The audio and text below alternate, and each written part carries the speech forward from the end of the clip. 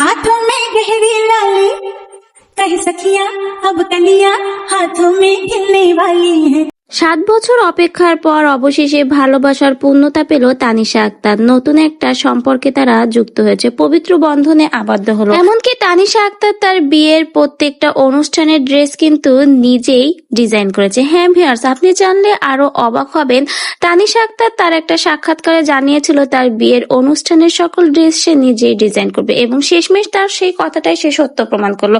আপনি জানেন কি তানিশা আক্তারের এই হলুদ সন্ধ্যার ড্রেসটা কে বানিয়েছে এবং কত টাকা খরচ হয়েছে এই ড্রেসে? প্রথমেই বলে রাখি, তানিশা আক্তারের হলুদ মেহেন্দি বিয়ে প্রত্যেকটা অনুষ্ঠানের ড্রেসে কিন্তু তানিশা নিজে হাতে ডিজাইন করেছে। হ্যাঁ ভিউয়ার্স, এমনকি সে চেষ্টা করেছে তার ড্রেসগুলো একটু ইউনিক রাখতে। সে সবসময় চেয়েছিল নিজের হাতের ডিজাইন করা ড্রেস পরেই সে বিয়ে করবে।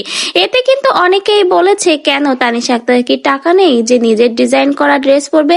এখন কথা হলো ভাই, নিজের হাতের ডিজাইন করা ড্রেস পরে বিয়ে করার ভাগ্য কতজনেরই থাকে। তানিশা তার নিজের হাতের ডিজাইন করা ড্রেস পরে বিয়ে করেছে। আসলে কথাটা ভাবতে অনেক ভালো লাগে।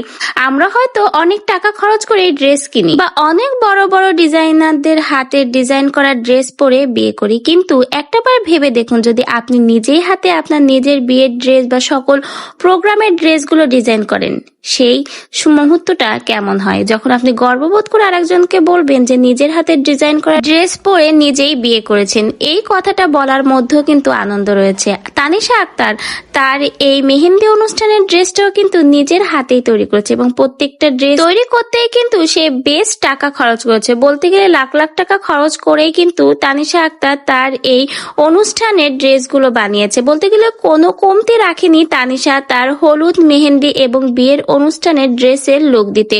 বলতে গেলে সর্বোচ্চ ইউনিক রাখার চেষ্টা করেছে তার এই অনুষ্ঠানের ড্রেসগুলো। তো ভিউয়ার্স, তানিশা আক্তার এর এই মেহেন্দি অনুষ্ঠানের ড্রেসের লুকটা আপনাদের কাছে কেমন লাগলো? অবশ্যই আপনার মন্তব্য কমেন্ট বক্সে জানাবেন।